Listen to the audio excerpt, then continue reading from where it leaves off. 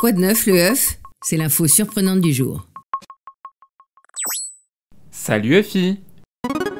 Bonjour Clément, tiens, sais-tu reconnaître cette musique?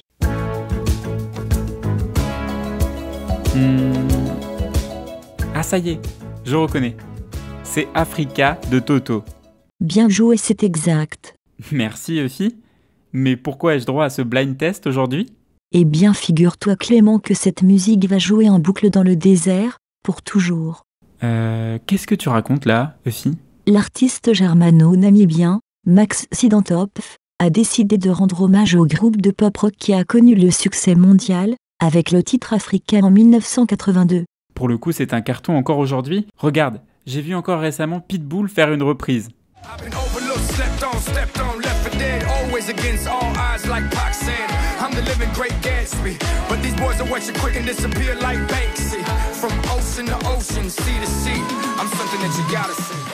Oui, et Max Sidantopf est lui aussi un grand fan de ce tube des années 80. Il a dédié au groupe Toto une installation au beau milieu du désert de Namib. Effie, tu peux m'en dire plus sur ce désert?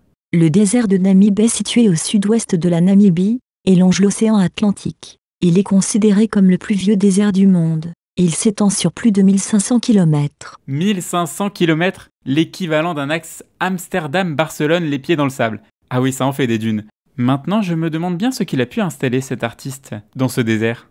Il a simplement posé 6 enceintes et un lecteur MP3, ne contenant que 7 chansons. Voici le rendu final de l'installation.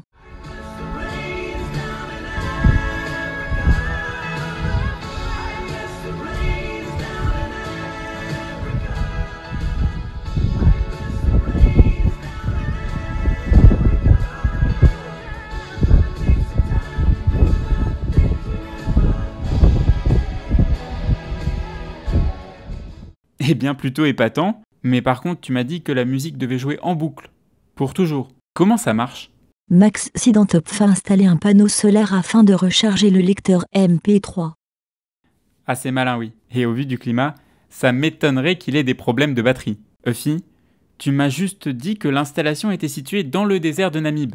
Mais c'est immense. Tu n'aurais pas plus de détails sur son emplacement exact? Justement non Clément. D'après l'artiste, l'installation est une sorte de trésor que seuls les fans les plus fidèles de Toto peuvent trouver. Il faudra donc prendre son mal en patience et utiliser les indices que l'artiste donne sur son site internet. Eh bien, une vraie chasse au trésor. Gare aux insolations par contre. Merci Effie. À bientôt sur le HuffPost.